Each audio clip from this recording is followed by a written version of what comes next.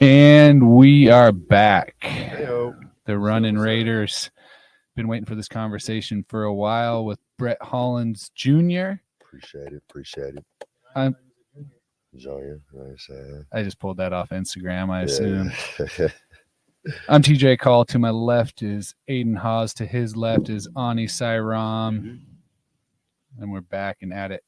And also to my left is Caughell. Coy Thomas Call. The legend. ATC. Watching his videos. He's locked in. Always a pleasure to have him in here. Yeah, he's been doing pretty well. Let's keep that rolling, Coy. Brett, tell me about the senior. Brett Hollins Jr. He was a great man. He was a great man. He passed away when I was 5.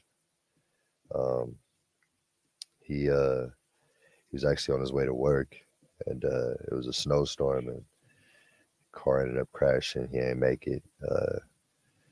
So I'm blessed to be able to carry his name, and I'm trying to do right by him. You know what I'm saying? So yeah, got a lot to live up to. How much do you remember like spending time with him? Do you remember it well? Not much. Like I got like 2 memories, and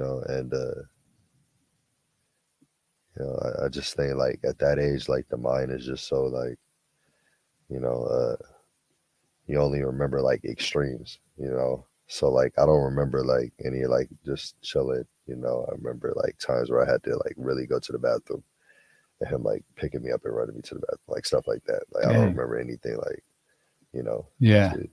So but I mean I heard a lot, so yeah.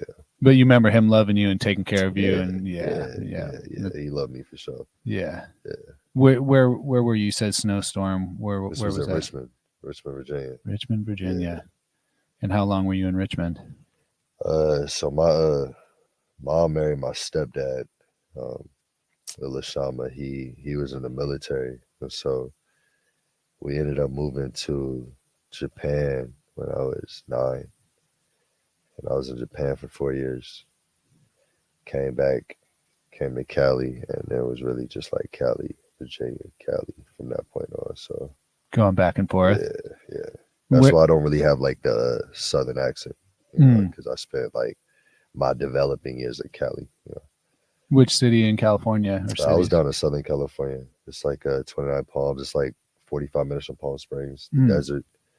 And so I spent most of my time there. But then like once like after I graduated, I was, Victorville, San Diego, I kind of just bounced around out there, just kind of trying to find myself a little bit. But, that place is a little too expensive to try to find yourself, you know what I'm saying? So, yeah, I ended up joining the military and got stationed out there. So it's just, yeah. Where exactly were you stationed? 29 Palms. Oh, that was your military.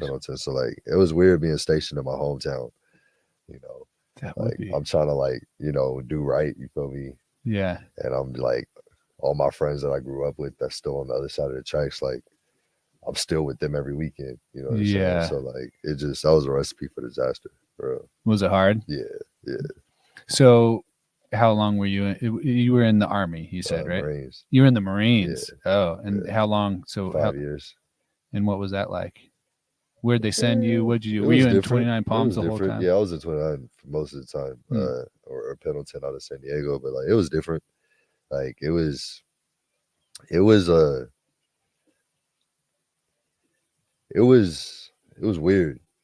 just because like I said, like trying to live in 2 different worlds, like I try to do the military stuff Monday through Friday, and then on the weekends, I'm back, with all my boys that I grew up with, we in the streets. And so it was just like, it felt like I was like playing double dutch, and like I never really committed to either one.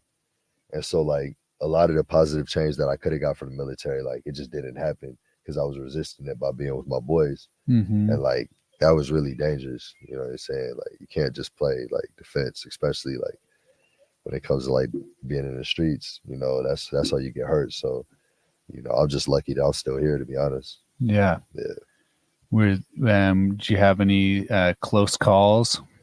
that you want to talk about? I mean, I'll talk about whatever, you know what I'm saying. My closest call, I actually got shot in my foot, you know, and I was with my big bro at the time, you know, you know, he banged, you know what I'm saying.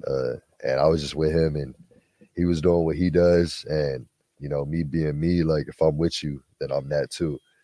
And you know, one thing led to another. Dude went to the car, came back, and you know, I'm looking, you know, straight down the barrel or something, you know what I'm saying? And I'm thinking, like, in that moment, I'm done for. You know what I'm saying? The gun got jammed, you know. I start swinging, gun goes off, my foot, bullet in my foot, you know what I'm saying? And, like, that was the moment where I was like, all right, you know, I can't, like, keep playing this game, because, like, I wasn't even, like,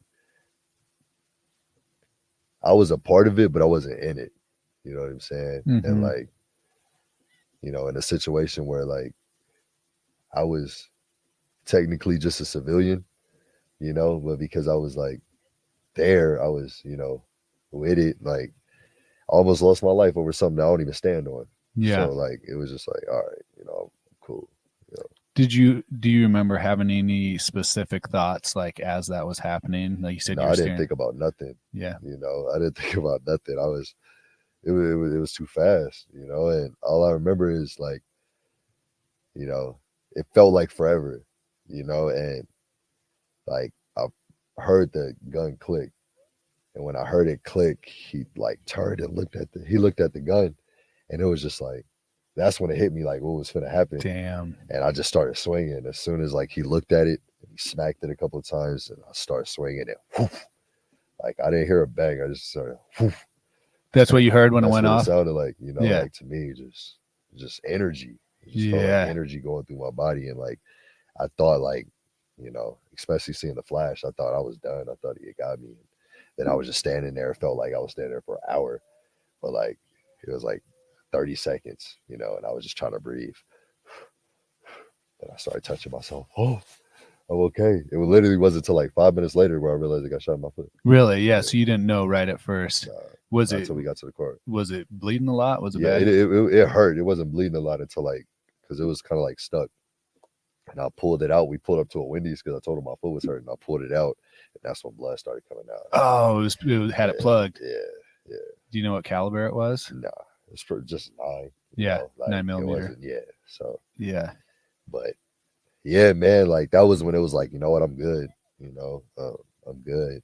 But well, it's great you had that realization, right? I mean, that's some heavy stuff. Yeah, but I mean, you knowing a little bit about my past, like I'm hard headed. Yeah, it didn't stop right there. It didn't stop completely. Yeah. It just stopped to a point where it was like, all right, well, like I'm not going out. I'm not going nowhere with gang members no more. You know what I'm saying? Like that's when it was like, I'm good. You know what I'm saying? Like, so yeah, it should have been a complete turnaround at that point, but it was just like, all right, I'm just gonna cut that part out. Like I'm cool off of that. But, right. Yeah. It's easy to rationalize certain things, right? If I just cut this part out, I can keep doing this other stuff I want to do. Yeah. I mean, that's that way for me for a lot of different things throughout my life that I probably shouldn't be doing, but it's just still kind of fun. Right? Or you're just addicted to it or whatever it is. The thrill, man. Is it the thrill? It's yeah. The thrill, man. It's the adrenaline, the rush. Like it's hard to find it, you know, just in day-to-day life. So yeah. You know. Yeah. Well, how great is it that you are here right now and you have a major role on this team, which is a opportunity to have a great team and a great season. There had to be, I know last year the season didn't end well, right? You had you punched a trophy case in Klamath Falls. I wanted to bring that up. So you I've punched some things before, so I'm not judging you. I'm just want to talk about the story. So in that moment, you hit this trophy case, and you had to have a feeling like it's over, right? Nah, it was just like I felt like when I got here, I got brainwashed to hate OIT, and so like the fact that it was at OIT, I said, all right, man. Screw their accomplishments. You know what I'm saying? Honestly, if it was anywhere else, I probably wouldn't have done it. Just to be honest with you. Like it was one of the things where it was like, we had OIT, you know what I'm saying? I'm mad, you know, and I'm gonna take it out on them. In that moment, like it didn't hit me till later. You know what I'm saying? That Yeah. like I just like broke like something that, has sentimental value to them. Right. It probably would have been less like egregious if I would have broke like a window or something, to be honest with you. Like it was, What is it that you broke? I don't know exactly it what was it was. I've heard like stories. it was like it was a picture frame with like the top 3-point shooters. Oh, in the And like, history, yeah. And they just banged 12 Yeah, and I threes just, against you guys. and I seen it, and I was just like, all right, man, like, and I was down there with Elijah, and like he was doing his best to kind of like, but I was just at that point I was that far to where like I needed to like outlet it some way, Yeah. and I just felt like, punching the wall, would have been worse, than a picture that they could just put back up. But Mhm. like after talking to Matt Sayer about it, you feel me? Like, yeah, like I didn't need to do it, you know what I'm saying? But in that moment, I felt like I had to, Yeah. you know. So looking back, can you say you wish you wouldn't have done it? I don't care what your answer is. I'm just wondering. Yeah, I mean, yeah. Uh it's OIT, so I don't care, Yeah. Like if it was anybody else, like I probably like, yeah, I wouldn't have done it, but it's OIT. Like I could care less about, what they got going on and their accomplishments, like, because that's what I was told to think coming here, Right. is that we don't care. Yeah. So like I just hate that I didn't had a self-control in that situation, to where like that's the part I look at. I don't look at them and I'm like, oh, I apologize. Like, no. Like, Right. but for me, it's like I You're gotta more mad have at like, yourself, kind of. yeah, I gotta have self-control in that situation. I can't let somebody else's decisions, frustrate me to the point to where like I just make choices based off of like my emotions in that moment. So Yeah. yeah. Are you looking forward to going back over there the first time we playing? Yeah. I want to see good that to meet picture. I you. want to see if they put it back up. Yeah, we'll be You know what I'm looking for saying? it. Yeah. I was, no, I'm excited, man. I'm excited because I didn't get to play against them in their gym. When we went out there, it was a tournament. Mm. And so I didn't get to play against them in their gym, and I'm excited to like feel that crowd and that atmosphere, you know. So, I think they not ready for what's coming, you know. You had a great opening weekend personally. Coach Zozel brought up your shooting percentage. What was it? 70% or something. 71, something like that. Yeah, Yeah, I get easy layups. You had a that's lot of tough shots. Too. yeah. No, those Turnarounds. two good shots. Yeah. So how do you feel about the first weekend that we just had, and how you feeling looking at Jessup tomorrow? I feel great as a team. I think that, while we didn't get the result that we wanted in the second game, y'all weren't here for last year. It feels so much different, like to have, a coaching staff that is just so on top of everything, and all of y'all bring different things to the table. So I know I could go to y'all about different things, and like Aden, put a battery in my back, the first game, he seen that I was kind of still trying to, find my rhythm and find it. He just put a battery in my back, and, that helped, me carry the momentum into the second game. So it's like, and then after that tough loss, like as together as we were as a team, we didn't have that last year. It felt like everybody was fighting their own battle, and we would try to come together, in the end to try to make something happen. Here, it feels like we're all fighting together, and, we win together, we lose together. And like, that's just, I think, because it's the same players, we added, four players, right? Right. Cole, Dom, Will, and Khalil. Mm-hmm. It's the same players, but we just have different people that we can look at, that we see how y'all carried yourself and how y'all held it together, and it's just like, okay, we gonna be all right, you know what I'm saying? And I just felt like we never really felt that last year, like we was really gonna be all right, So, yeah. That's great you recognize that. I mean, I've drank the Kool-Aid. I'm a big believer in Coach Zozel and the program he's putting together, and and I'm pretty sure these guys are too. What can you say about your relationship with Coach Zozel, and how do you feel about his program? Obviously, you just spoke on it quite a bit right there, saying that we're a team that's sticking together. But what can you say about him? I'll run through a wall for Coach Z.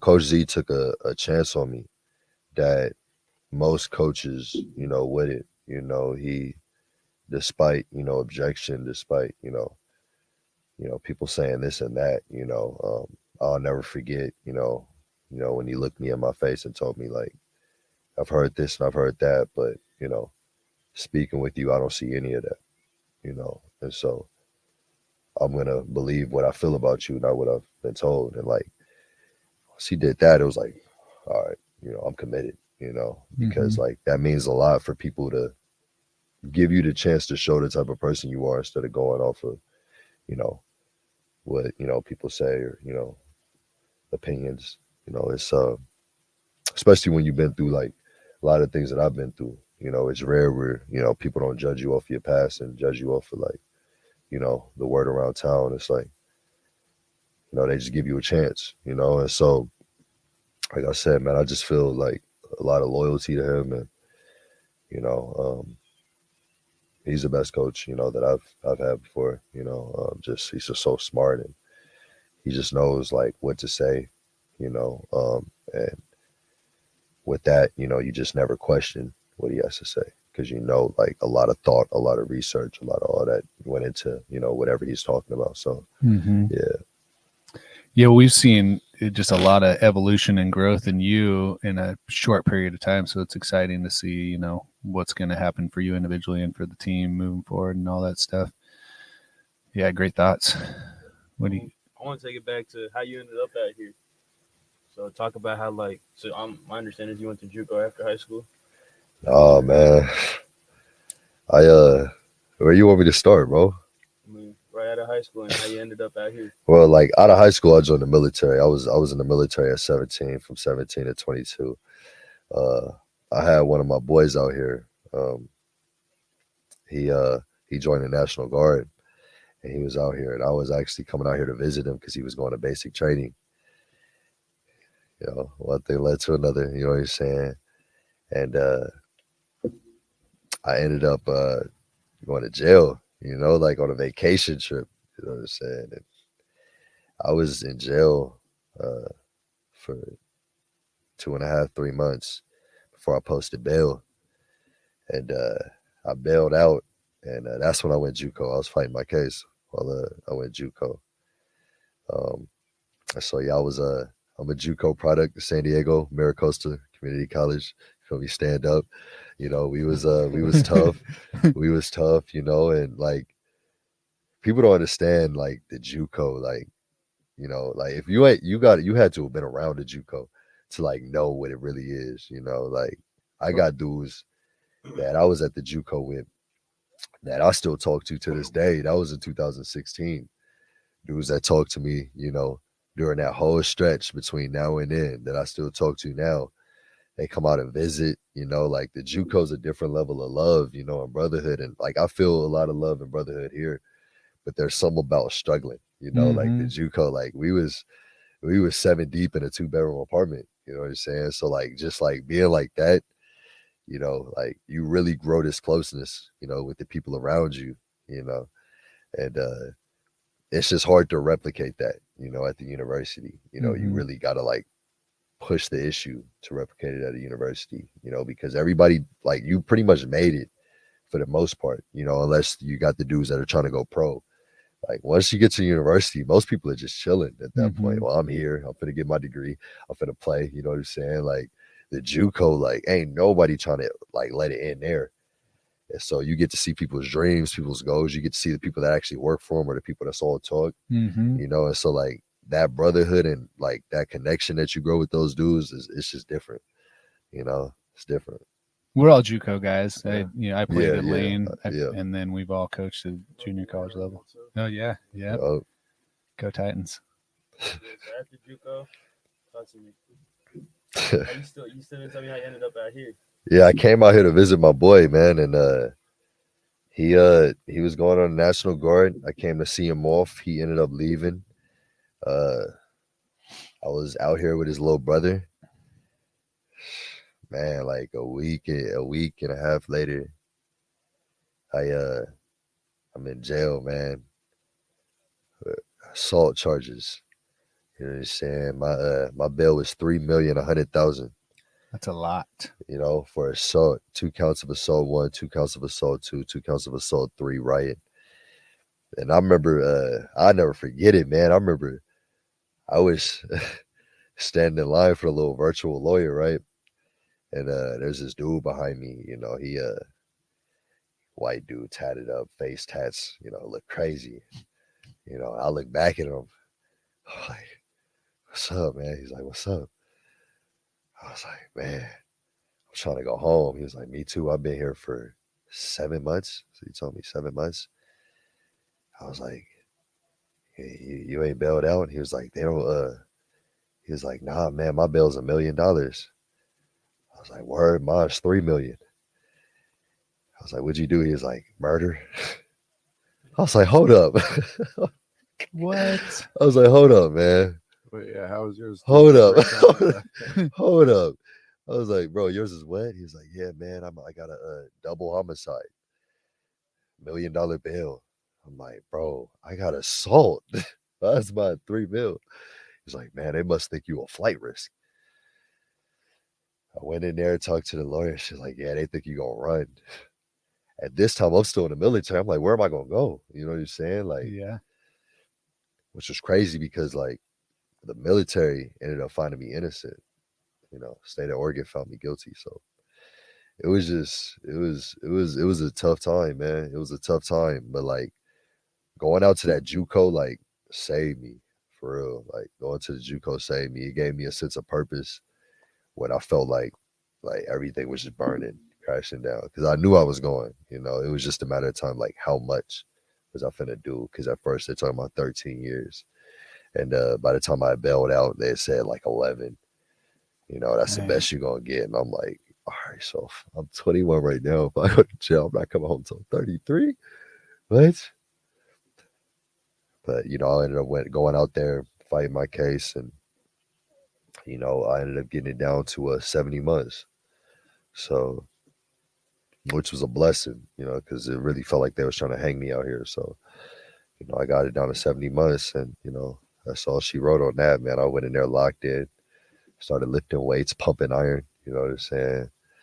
And I had a plan, man, and I came home, and it's cool to kind of see it come to fruition, you know, because I had a plan the whole time. That takes a lot of taking personal accountability and responsibility and believing in yourself and really executing the plan. Not a lot of guys do that. I had a lot of support, you know, like I said, like spending that time with them JUCO dudes, like most of them stayed in touch with me, you know, so like they would just encourage me. Like if I ever felt like down, like I could call somebody, you know, and they would just encourage me, stick to the plan, bro. How much you weigh right now? You need to be 215 when you come home. You know what I'm saying? Like they telling me stuff like that. And I'm in there like, yup, I'm locked in, you know, and I got a lot of support in there too, you know, dudes doing life, you know what I'm saying? That would just feed into me and, you know, help me learn and help me grow. Cause like at first I went in there on the same time, hard headed, you know, and you know, just there's one time where, you know, you kind of saw how I got into it with like K yesterday. Mm-hmm. I was doing that every day in there, you know what I'm saying? And like in there, like it leads to something, you know, it's not just all talking, throwing the ball and all that. Like it leads to something. You don't just go home. Yeah, yeah. So like I was in there, like I was doing it with this dude. He was doing life, you know. I got into it with him. You know, just to let y'all know, the hoop scene in there is crazy. So I talked to Z, and he said he's down to go in there and play against, you know, one of the prisons. And so like this is you were in Oregon, you were up there by Salem, outside of Salem. And so I know people like at all of them, so we could go like. So Z said that's something that he wants to, you know, try to make happen next year. Let's do that. That'll be a cool experience because they can play in there. You know what I'm saying? They can play, and I met this dude and we got into it. He's doing life. You know what I'm saying? I'm talking bad, you know, it's basketball, you know, but I'm a hothead and I'm talking bad. And one of like the other dudes doing life, he came up to me, you feel me, after the hoop session. Like this when it changed me, man. It was like he came up to me, he was like, okay, I see you, young buck. You don't want to go home, huh? I was like, what you mean by that? He was like, nah, it's cool, man. You wanna die in here. I see it. And like this dude was like my big bro, so like I'm thinking he joking, you feel me? I'm like, man, who gonna touch me? Blah blah blah blah. Like I'm still being an idiot. Ain't none of y'all gonna touch me. He was like, all right, I'm gonna let him do it to you. You keep it up. I'm not gonna get in the way. I done stopped too many times. That's when I was like, man, like this dude is serious. You know what I'm saying? He was like, keep playing with dudes that's never going home. You know what I'm saying? You got something to live for. They don't. They kill you. They'll do 2 years in a hole and come back to the same situation. You dead. Like you ain't never going home.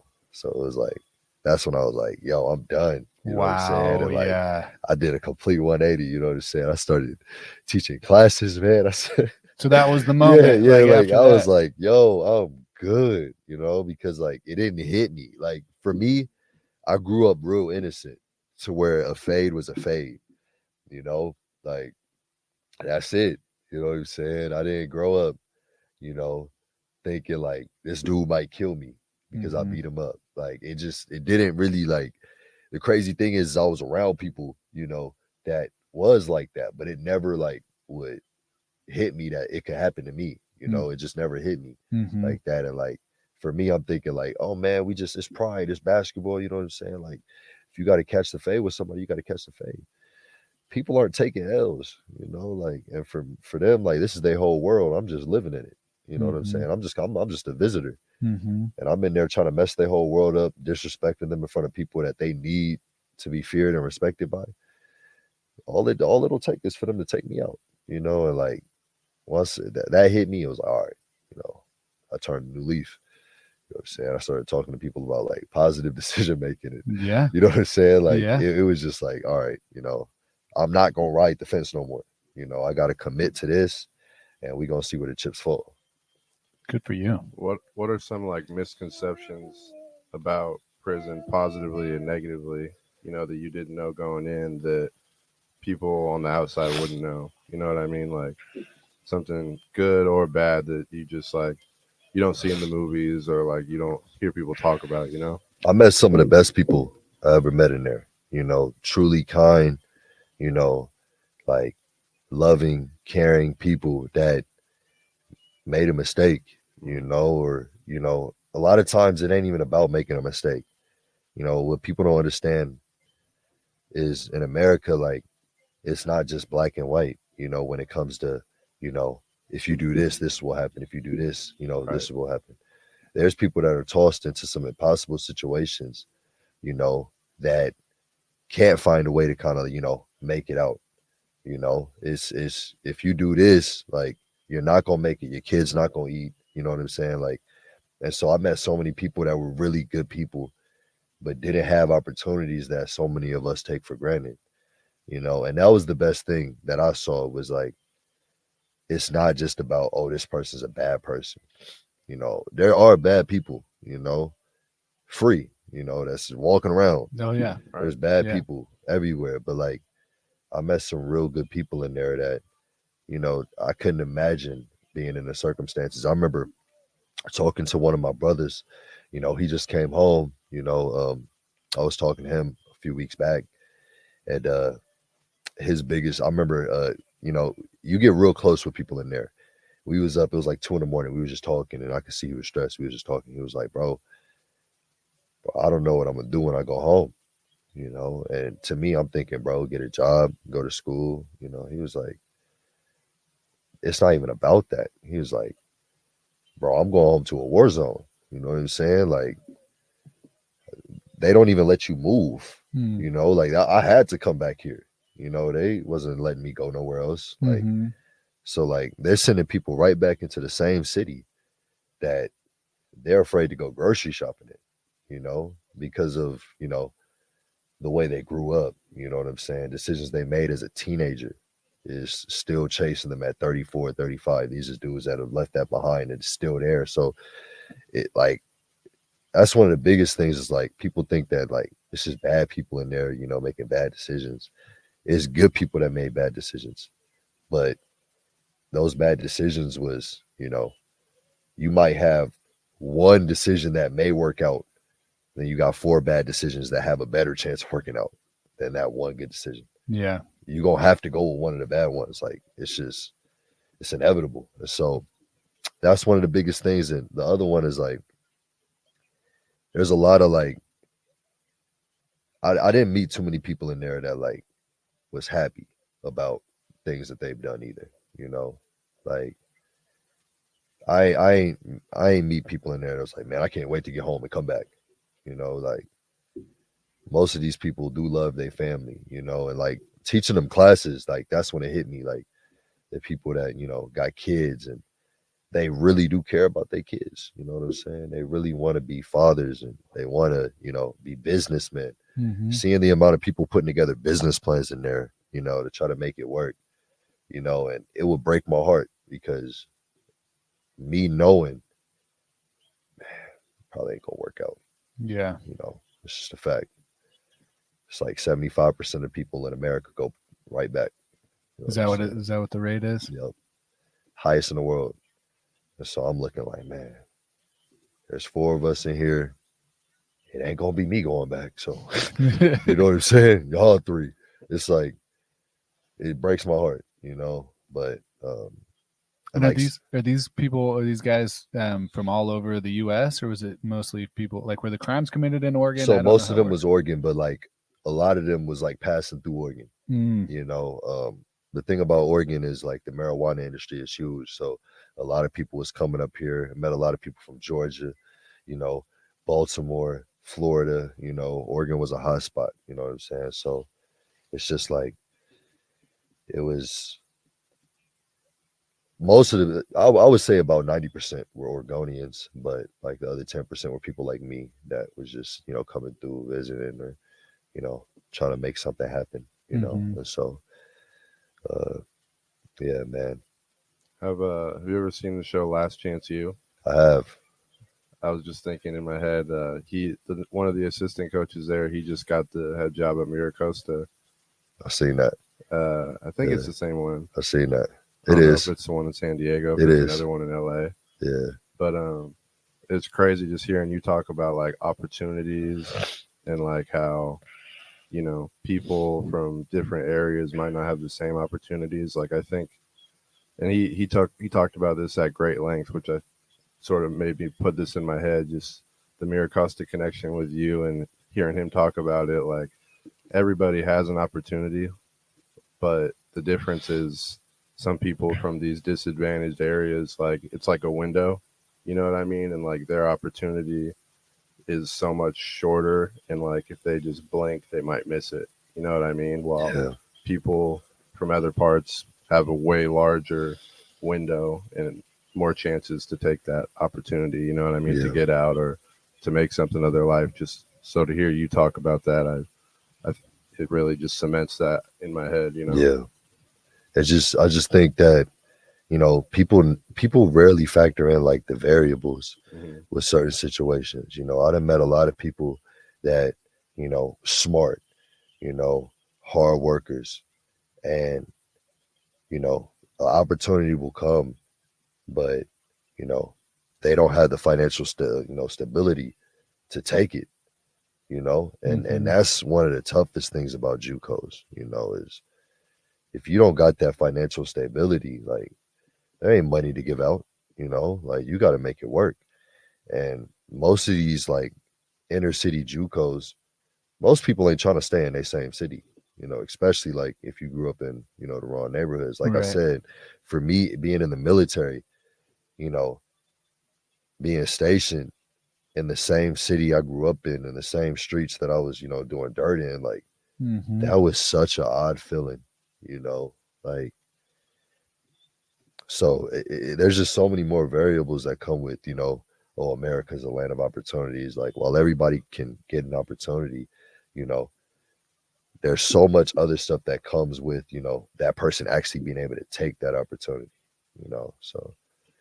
Yeah, I guess what I was really trying to get to was like me just thinking and hearing more about your story. Like, honestly, like it's sort of like a Disney story, you know what I mean? Not in the fact that it's all like great and peachy, but like just your like comeback to like get from what you've gone through to get to here. Like you may have missed your initial opportunity, but just to see you rebound and like get to where you are now, I mean, it's pretty incredible, man. Yeah, I think that was I appreciate that. I think that was a lot of my frustration with last year, is because I had this great picture that I would, you know, tell myself every night, you feel me, while I was incarcerated, and to come home and to feel like I'm in a situation where nobody wanted to see me succeed. You know, like I was so frustrated, you know, because people didn't understand, you know, like the hell that I had to go through, you know, to, you know, make it back, and the amount of trust that I put back into the city to come back here, you know, because it wasn't easy to make that choice. I remember calling my mom and telling her like, SOU wants me to come play, and you know, my mom was terrified. You know what I'm saying? Like, why would you want to be out there? You know, why would you, you know, just go work a job and stay low? Like, why would you want your face to even be out there again? Like, it's just like, this is a campus where I lost everything. You know what I'm saying? And to come back here, it was just like, you know, but after my mom's a praying woman, you know, and so she prayed that night, and she called me the next day, and she was like, you don't ever, you know, leave a place worse than it was when you got there. So you got to go back and make it right, you know, and to get the opportunity to, you know, show the type of man that I am, you know, to, you know, spread the love that I got. You know, everybody that's close with me and knows me, they know how much I pour into the people around me and motivate and inspire. I want to see people be great. And so to get the opportunity to show that that's the type of man that I am, like, you know, it's nothing short of a blessing, you know. That's great advice from your mother. What a great mother. No, she's a great lady. Right. What's the other, we obviously talked about all that, you know, the adversity you went through with what you just talked about, but how's aside from that, coming back, what's the vibe been for you in Ashland? How have people treated you in Ashland, in the Valley? You know, what are your thoughts on life here? The vibe is weird. You know, it's not something that you really get used to if you're not like from it. You know, I will say that like most of like the thoughts that I have are fabricated. You know, like I make them myself. You know, I don't have reason to believe like, you know, every, you know, white person I come across is afraid of me. You know what I'm saying? Like, but like my brain does it. It's like, oh, you got to be careful. You know what I'm saying? Like, and maybe I do need to be careful. You don't know. But at the same time, like, I feel like I had missed out on a lot of like cool, like relationships and friendships because I was very cautious of somebody that I didn't need to be cautious of, you know. I like the quiet, you know. I like the fact that I don't, you know, the things that, you know, I was worried about growing up, I don't worry about them here. Here is more systematic, you know, where I'm kind of like on guard, you know, it's just more systematic. But I don't know, I kind of made it, you know, a point to be involved more in the community. This last summer I was a camp counselor for the YMCA. Oh yeah. Yeah, so I was a overnight counselor. You know, I had 12-year-olds, and then I had 8 and 9-year-olds. So it was like to do that for 2 weeks, you know, like I just made it a point to like really integrate myself into the community. And you know, the more I do, the more I kind of prove like my own thoughts, you know, wrong. You know, that everybody isn't out to get me. You know. Yeah, a lot of times we carry stuff with us from past experiences that affect our decisions and create bias, and that goes for everyone in every situation, no matter where they are. But for you to be able to think that through and say, oh, I do have these thoughts, and then but I'm going to choose to, I'm going to choose to ignore maybe some of these fears I have because I think it could be irrational and I want to see what can come from this. I mean, that is really high level thinking to have Exactly. that awareness and be able to change your behaviors because of things that you think and believe. So that's very impressive. And it's an opportunity for you to demonstrate the change that you want to see in society and in people and how you want the world to be. So you have a lot of good opportunities in front of you. To change minds and be a positive influence.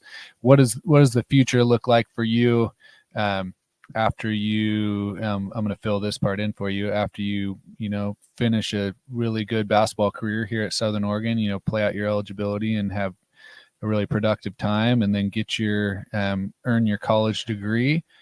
Then what's next after that? I want to use my voice. I want to speak. I don't know, like, to what extent. I love working with the youth. I really want to use my own experiences to really help people stay focused on, what they want. Like Aden, had said, he was like, it's amazing to bounce back, but at the same time, like, you don't want to, your bounce back you don't ever want it to be because of your own choices. Like, life is inevitable. You know what I'm saying? Like, failure is inevitable. Like, things just kind of happen, but you don't want it to be because of your own choices, your own pride, you know what I'm saying, your own greed. You want to try to cut back on as much of those as possible because life is going to throw as many curveballs at you as like it possibly can. Mm-hmm. You don't want to throw like, curveballs at yourself, because you just want to make reckless decisions. And that was me. I made a reckless choice every single chance I got. And so to kind of try to give that, like, guidance on, staying focused, is this what you really want to do? And, just using my voice to talk about mental health, like, that's one area of my life that I'm really trying to focus and work on. That was, I knew it was going to be tough coming home, but it's a lot easier than I thought it was going to be in certain areas and a lot more difficult in other areas. Like, I was thinking, man, I'm coming home, I'm gonna have a PO over my neck all the time. I'm not gonna be able to get a job. I'm not going, be able to take care of myself. All of those been easy, you know what I'm saying? Because I'm a hustler and, like, I'm gonna make it happen, and I'm not gonna get in my own way. But, like, the mental health aspect of it, like, I didn't think it would be this difficult, dealing with my own thoughts and emotions and processing life again. Like, I didn't expect for me to, deal with anxiety and, depression and all that. I didn't know that that's what was going to come with it. And so just trying to figure out how to maneuver through that. I really want to, spread some awareness on mental health, especially in the, Black community. Mm-hmm. Black men, like, we were just never taught to feel anything, Mm-hmm. negative, to allow ourselves to process those emotions, as men in general, but for me speaking specifically, in my community, like, it was just never a thing, and so just to raise more awareness on that, and then, like I said, just use my voice to empower people and motivate and inspire the youth because, they're the next ones up. Yeah, that's so important to hear you talk about that, like in the Black community. And I'm going to generalize a little bit here because the Black community has gone through a lot in the history of this country, but there's a lot of generational trauma, right? And I don't think that and there's for a lot of different groups of people. I mean, the indigenous people of the U.S. have gone through a lot of shit too. A lot of people have, but the Black community in particular has really systematically, gone through a lot, and people don't appreciate how that trauma affects future decision making and how that gets passed on, to your children, and how that children pass that trauma on to their children. So anything that we can do to combat that, as a society and people, but you specifically with your experiences to be able to combat that, it can make our world so much better. Yeah, it's just about, you know, awareness, and just, giving people empowering people to feel, what they feel, and of course, like just like any community, we got our own issues, in the Black community. We've got our own things that we need to figure out. We've got to get our ducks in a row, get our affairs in order. But at the same time, you can't ignore the systematic, things that, holds us back too. Mm-hmm. And you can't taking care of one without taking care of the other just isn't going to fix anything. Yeah. We've got to take care of both, our own, setbacks, our own, misconceptions, and taking care of, well, this system was never built for us to begin with. And so I think that, as we continue to move forward with that, and like I said, just finding people, that are willing to take their failures and put them up, and was able to come back from them, to put those out there. And, people hide their failures too much, It's like, I think failure is the one thing that unites us all, as people. Like, we've all failed at some point in our life in some area. I failed a lot. Yeah. Me personally, I've failed, pretty much every aspect of my life. I've failed as a son. I've failed as a brother. I've failed, last year I failed as a teammate. I've failed, all throughout my life. I'm still here though. And like that has to be, the mentality that we have to where it's like failure is going to happen. What you do, that's what separates you. The mentality that you take once you fail, can't ever lay down, can't ever lay down. And so I think that if we can just, take that collectively and, like I said, find more that unites us, find where we relate with each other more, then I think we'll see like so much more progress than what we've seen like over the last, few decades. Yeah. Find what's in common, I couldn't agree more. Yeah. That's all really good stuff. I kind of wanted to backtrack a second.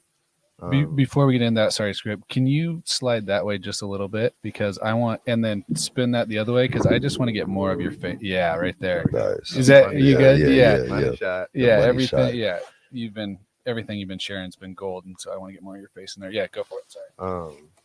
Just backtracking to what we were talking about as far as like being able to express our mental health and like our feelings, like as guys and as men. Like, I think we all know, like, societally speaking, like, just as guys and as young boys, we're sort of taught to be tough and not express our, feelings, if they're positive or negative, really, just because it might be viewed as weak or whatever. But for you specifically, like, why do you think in the Black community it's even more so a thing where it's sort of ingrained in you, where expressing your mental health or feelings is viewed so negatively, I think that it dates back to slavery, to be honest. Like, you never want your oppressors to see that, you're down. You never want them to see that, they've broken you. And so, like, I think we just learned, how to hide it so well, how to just continue to do what you do, throughout your day, and don't ever show it. I think that, that's a tough one to kind of break, because while some people may think it's strength, I think it's weakness, to have that fear to not, express yourself, to have that fear of, what is this person going to think? I think it takes strength to say that you're not okay, but Takes a lot I of think, strength. Yeah. I think that that's when it started though. I think that, we had gone through so much trauma, and we had been through, just so much, I couldn't imagine, what my ancestors dealt with, and me just reading, stories just of, some of the things that they had experienced back then, I can understand why we adopted the mentality that we did. But at the same time, what may have helped you survive before, could be your demise later. And so, like, we've got to figure out how to, let go of some of these coping mechanisms that we had developed, in order to survive at that point because it's just not working anymore. You know, masking and hiding emotions does not work because it'll come out in one way, shape, or form at some point. And it's never for the good, you know.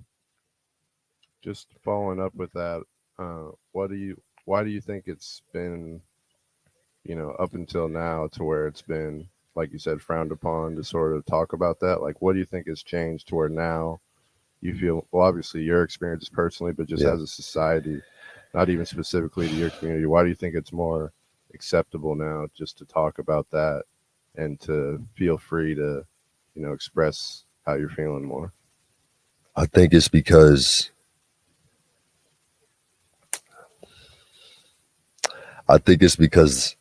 the people that are in power are experiencing it too, and once the people that have the power experience it, that's when real change happens. And so you had a lot of people that weren't ever supposed to feel depression and anxiety, and they're losing their mind. Like, what is going on? Like, we're losing people that we should not be losing.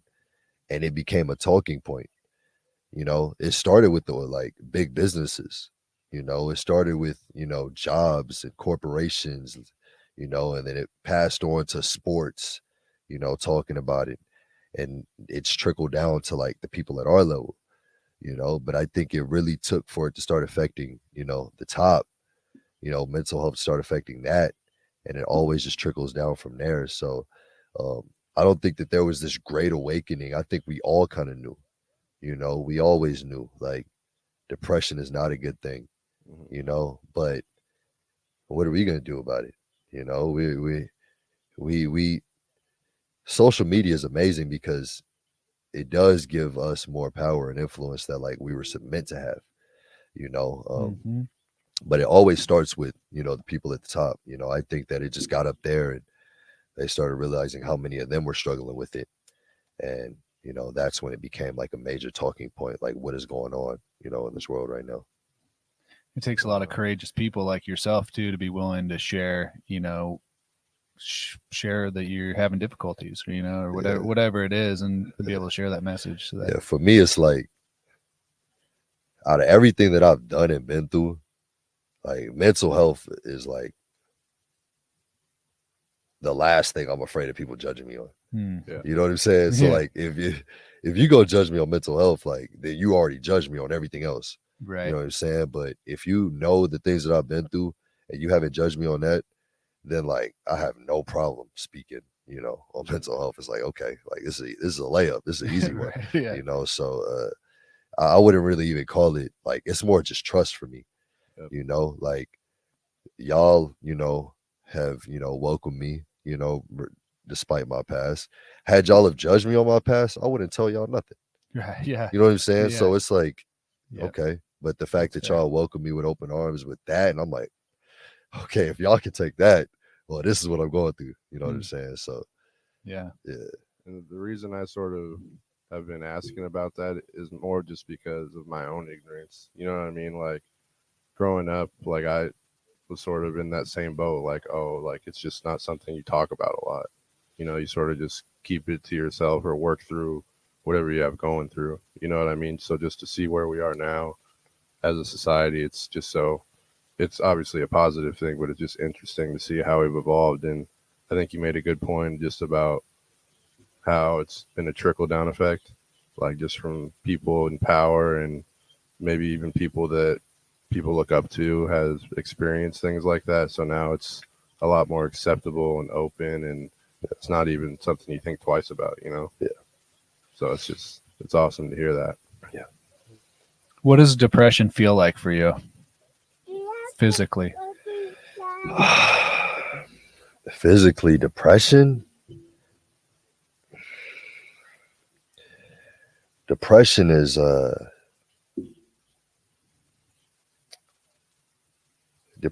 just existence. You don't have anything else that you're thinking about, looking at, except for the fact that you're like an existing thing. You're there. There isn't, I wouldn't even call it like sadness. It's just a lack of anything else. you know, a lack of emotion, a lack of, you know, feelings, a lack of, you know, a energy. numbness. Yeah, you're just there, and like there's just like you said, like a numbness of like life. Um, you know, I experience depression, but it's mainly anxiety Anxiety. that I Okay. Yeah. deal with. Tell me about anxiety. What does that feel like for you? And anxiety,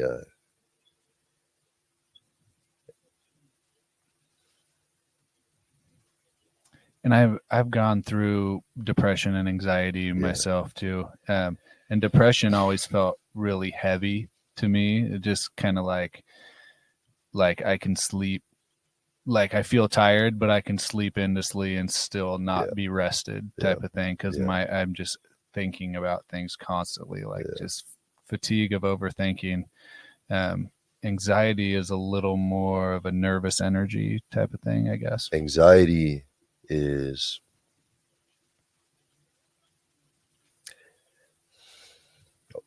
okay. I'll describe like a day, you know. So like anxiety is me waking up in the morning and my heart is beating, you know, at the speed of like an Olympic sprinter, you know, who just finished a race. Like that's how my day would start, just for no reason, just beating, you know, and then I'll spend like the next few minutes trying to slow it down. It feels like you can't really get a good breath, you know, like you can breathe, but they're not like deep breaths. Like no matter like how much you inhale, it's just a shallow breath, and it's I spend. It feels like I'm standing on a tilted ground, you know, wobbly, where I'm trying to catch my balance, you know, and like I trip a lot. I trip a lot, like literally trip a lot. Literally, I trip. So know? you're feeling an actual I imbalance. feel imbalanced, you know. I feel like I'm constantly, you know, off, you know, off center. I don't want to speak, and when I have to speak, I spend the next 30 minutes thinking about what I just said. You know, like it's hard to explain it in just one form because I think anxiety comes in hits, and it hits in so many different ways. It's like, you know, it's like a little, you know the cartoons where they show like the angel and the devil on your shoulder. It's like you got two devils on your shoulder and they're just whispering like negative things to you and self-defeating thoughts, and you just have that in your ear, you know. That's a good visual. Yeah, You know, that's painful. You can't get away from it. There, you know, and nobody can see it, you know.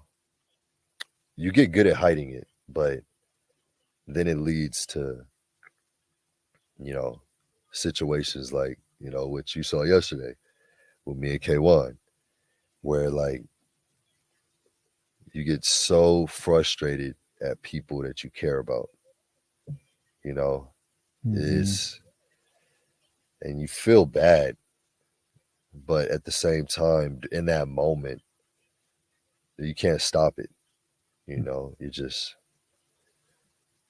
it's overwhelming at them. Yeah, you're just, you know, because you're thinking that that's going to give you like that release that you're looking for, and it never does, you know. So it never does. A lot of thoughts in there. That's great. You ever feel like you're misunderstood? Like I feel like some people have a misunderstanding about your perception, the way you talk, and like hearing you talk today. I feel like it's so different from what people think. Yeah, I feel like I'm misunderstood, but I think it's like partly because of my fault. You know, I think that like if I could just be vulnerable, you know, and genuine all the time, nobody would, you know, like nobody would, mistake like the things that I say or do, for what they're not. I think that I'm constantly trying to protect myself. And so I put up, these walls, or, I put on these, I wouldn't really call them acts because they are me. They just don't need to be me in that moment, And like, I can't blame people, for, seeing me the way that I put out there, That's true. I can't blame people for that. I'm the one that's putting that image out there. And so like, if they see me that way, like, it's my fault. What's cool is when I meet the people that like don't care, because like they know that there's more there. And those are the ones that like I end up becoming super close with, where we just get tight because it's like they're not going for it. They see it. Okay, I feel you. Now what's really up, Yeah. And like I said at practice that one day, like I'm gonna do better this year when it comes to not just like showing up, cutting everybody off, putting this wall up. If I'm feeling a certain type of way, like I'm gonna talk to people, and we're better for it. We're so much better for it. Absolutely. And when you find those people like you're talking about who can say, yeah, I can see you're speaking out of emotion right now, but that's not really what's down there. My interpretation is that I feel comfortable around people like that because I know they're confident, and they believe in themselves. I think a lot of times, well, there's the saying, hurt people, right? So if you if you say something to me and I come back and try and hurt you, it's probably not just what you told me. It's probably that I was already hurt about something, and then we're just kind of passing along these hurt feelings. You know what I'm saying? Where if you can say something to me, you're upset about something or whatever, or say I'm refereeing and you're like, blow the whistle, whatever you would say. It wouldn't be that, but give me that look that you give me, and I can be like, we've all seen the look. I can be like, well, I probably missed that one, Brett. It's a lot better than if I'm like, screaming back at you and like, having my feelings hurt about the situation. Yeah. And that goes all different directions with everyone that we interact with. Yeah, I think when pride gets involved and ego gets involved, too often we spend so much energy talking past each other. You know what I'm saying? And there's no way to like really like resolve anything. You're releasing what you're feeling. I'm releasing what I'm feeling. There's no resolution there. It's just us shooting darts back at each other. And that never feels good. We both walk away from the conversation feeling like, man, like, did that need to happen? Or man, like, should I have said that? Man, he said this though. All it takes is one person. You know what I'm saying? Like, I could come at you, like you said, man, hurt feelings, trying to stare you down. And you give me one, like, keep playing, buddy. I probably missed it, and just like that, like, you to defuse the whole situation, And I'm kind of putting this all on you, making this on just the whole conversation I brought up. I'm putting it on you, and that it goes both ways. I do the same things, but that's a great point. It's that's one of the best things about this class I'm taking, man, is nonverbal communication class. Shout out to Miss Erica Knotts. You know what I'm saying? She Erica Knotts. Yeah. Erica Knotts. Yeah, Erica Knotts. She's a great professor, but she says silence is, the most powerful thing you can do. And the moment like somebody lashes out at you, if you lash back out at them, like, you took away all the power that you had in that situation. The moment you lash back out, if you don't lash out, all that energy that they tried to give you, that negative energy, they're stuck with it.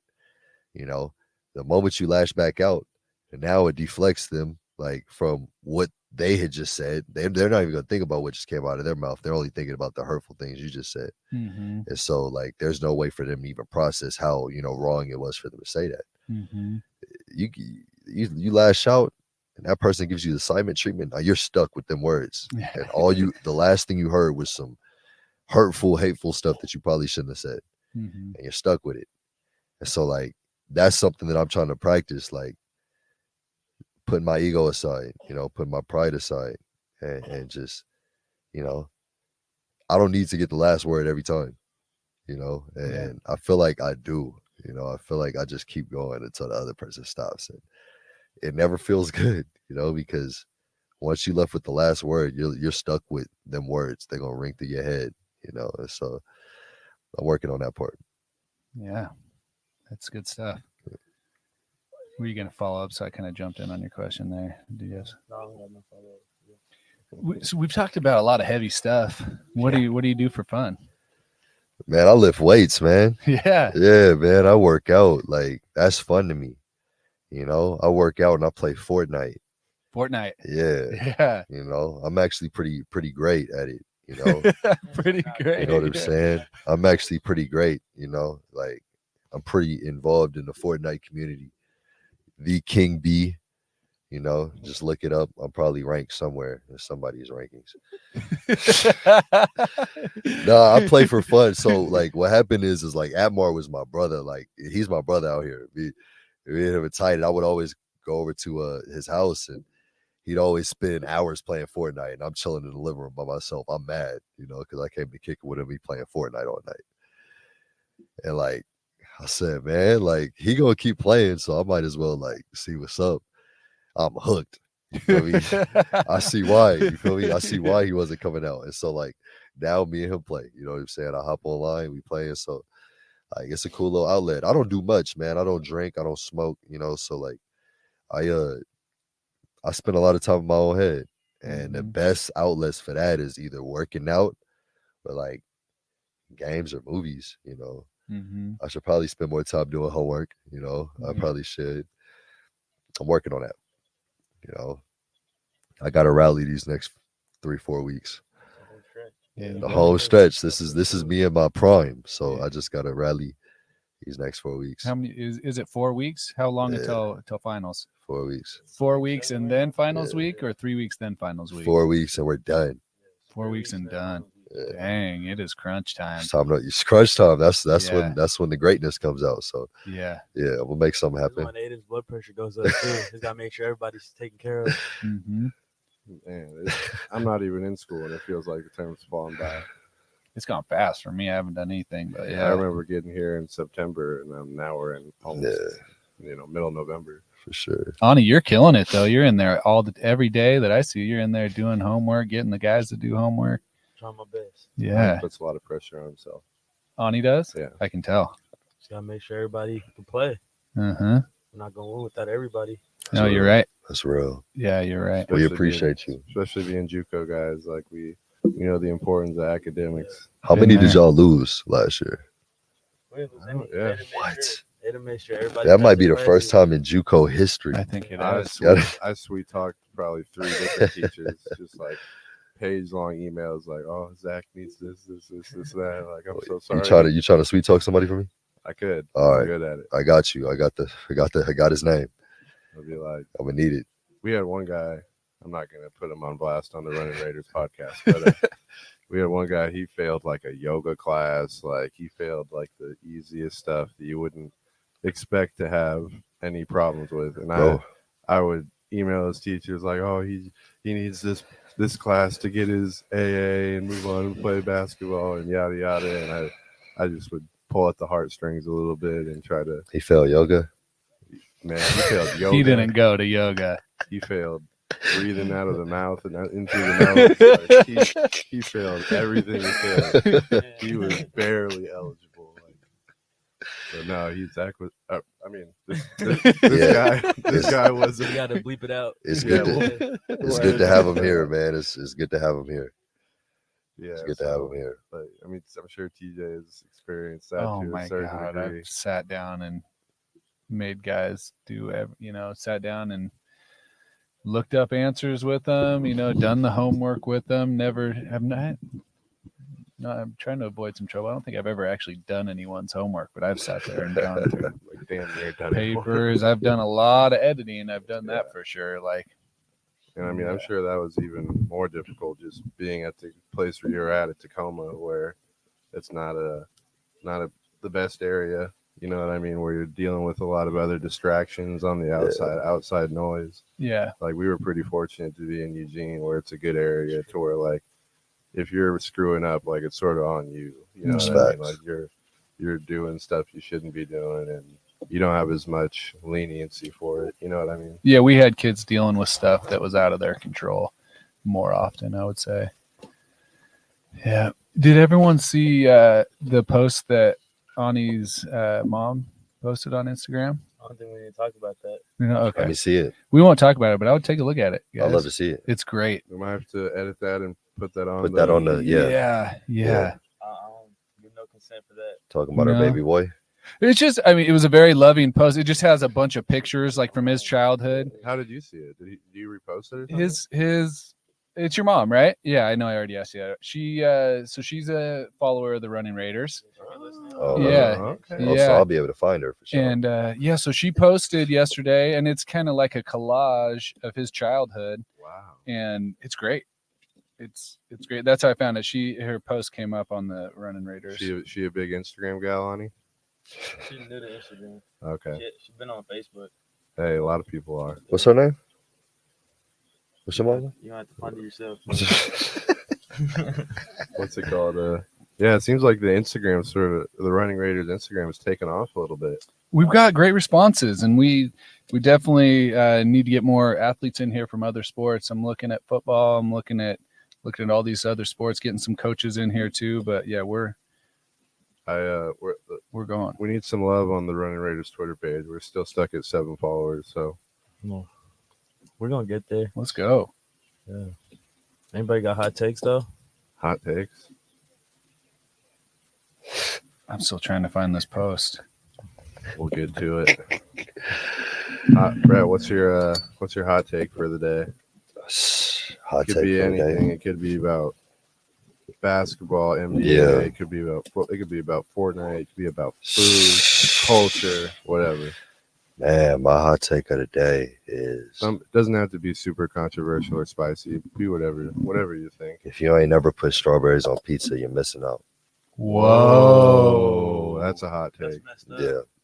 I went to my pizza and I seen they had strawberries and something possessed me to ask him to put it on there. Changed my life. Interesting. Changed my life. Pineapples don't go on pizza, but strawberries do. That is a hot take. Yeah. Carlotta, shout out Coach Carlotta. She would not agree with you there. She's a big pineapple on pizza girl. Oh yeah, that's a red flag. Pineapple and pepperoni. That's a major. That's a Strawberries? Yeah, I think That's a major What are- red flag. What are the other toppings that go with the strawberries? Man, I had a little bit of chicken. I had some barbecue sauce, You eat bacon. strawberry with chicken with barbecue sauce. Look, listen, check it out, bro. I'm trying to put y'all on. You know what I'm saying? That is a hot You might have take. to get us a mod. I ain't spending $10 on that. Look, game ain't free. I'm giving y'all some right now. Strawberries on pizza, it's gonna change your life. You heard it here first. Man, that is That's the Brett Hollins Jr. the Not the. the. Okay, that might be the spiciest take we've got on here so far. Yeah. What you got on, dog? I mean, we was talking about this yesterday. I said the Jazz might make the playoffs. The AC. What do you mean, might? Might's not a hot take. What do you mean, I might? thought they will. That's Yeah, what there I you think. go. You gotta. They're gonna be at least a 6 seed, bro. Whoa, They're 6 tough. seed. That's Who's gonna look at the bottom? Who's gonna be better than them? well. The let's- Warriors. let's The talk Warriors about are gonna figure it the out. Warriors, the Clippers, Denver, Denver, Phoenix, Dallas. Dallas. 5. Who? So that's 5. I think Portland might be better than them. I think they can compete with Portland. Zoom in on a couple of those. Too. God, we're missing some teams. Like, Yeah, the standings. yeah, Oh man, yeah. Can we get a little? when you live was the action? pride and Oh, we're still looking at pride the- and joy of the fam. It's like junior year. Yeah. This is this year. The summer. This year, This my sister. That's my picture of my dad when he was younger. that's crazy. It's Christmas. Hey, so your mama did you right, man. Yeah. The Western Conference currently goes Utah 1, Phoenix 2, Portland 3, Denver 4, Dallas 5, Memphis 6. Memphis. Forgot about Memphis. Oh, Memphis, yeah. So they'll probably be fighting for like Pelicans. I'm not so sure, bro. I don't really believe in New Orleans like that. Really? Yeah, I think they're too Zion, young. CJ, Brandon Ingram. Yeah. I think Jordan Clarkson's a better team, though. I feel like I see the that thing with the Jazz, Utah like, Jazz is a better no team. superstar, brand new coach. He was like, was he with Greg Popovich before? Mm-hmm. You know he's smart. They no play superstar well. System. They're just swinging that ball. They like the Raiders. Jazz, we're talking about. Still, They sorry, like I got the a little Raiders, distracted by you you. know. They Another are. thing, though, Yeah, they you are. noticed that everybody that played in the Euro League or the Euro Cup over the summer have been hooping to start the NBA season. I have. Like Markkanen's hooping, Luka's hooping. It's because they already got their stride going. Giannis. You know, It's a worldwide game. It's a worldwide game. Wembanyama. Did he play in it? He played in it, right? I don't know, but he be on NBA now. They be streaming his games on NBA now, which is crazy. Generational talent. The Mavs aren't making it out the first round. Really? They won't. After what they did last year? You don't think so? I don't believe in them. Why I don't not? believe that that's winning basketball. You don't think Christian Wood's gonna help him? I think that Luka Doncic gets glorified for the same thing that James Harden was getting crucified for. That's another hot take. Yeah. That's two hot takes right there. Yeah, you're bringing all the hot Luka takes. Doncic You don't is think literally Luka's- what James Harden was. You don't think he's more well-rounded? No. In what sense? I just think he isn't as turnover prone. He's a little better passer, better rebounder. I just think he's a little. I get what you're saying. Like, it's not like a crazy stretch. I just think Luka's a little more well-rounded, a little more efficient. Maybe not as few turnovers. James Harden's 37-point MVP season. He was very efficient. No, I'm not saying he hasn't been efficient Very. before, but I just think over the course of his whole career, like he's sort of I think he suffers with fatigue. His turnovers definitely go up as the season goes on. That's why I'm waiting to see how Luka's, last come like spring. Luka's February, averaging. March. Sorry to cut you off. Luka's averaging 4.1 turnovers for his career. Oh wow, that's higher than I thought. James Harden is probably at like 5. I bet it's real I similar. think he's had the most triple doubles with turnovers in the history of the NBA. That's Westbrook. No, Stop. Harden. That's Westbrook. I think it's Harden. That's Westbrook. Harden for his career, 3.7 turnovers a game. I feel like Luka's been Listen. a starter since first Listen. game. Harden Y'all- came off the bench. Y'all heard it here first. For like the minutes. Y'all heard it here first. Luka Doncic is the white knight of the NBA. If this was James Harden doing it, he'd be getting crucified by the media. What Do do you you? think it's a race thing? I do. Interesting. I do. This Luka's is the fiery. Larry Bird of the 2020s. So, I think we still have to wait and see, because Harden did have some playoff failures. Luka's still He fell. pretty He young. fell apart at the end of a couple series. You He gotta did. remember, Luka He came into the did. league as a 19-year-old. I think Luka's bigger than Harden, so it's gonna help a lot. With You his know. progression, career But yeah, progression. with Or like size, with like- his size, like he's just bigger than him, so it's just gonna be one of those things to where like, teams got really physical with Harden, Mhm. and deep in the playoffs, and he struggled with it at 6'5", 220. Luka's 6'7", 6'8". Yeah, but he's also makes- not as athletic as Harden. This is true, but he plays slower, which is even harder to guard. Mhm. Yeah. So Who's the hardest player for you to guard on our team? whew.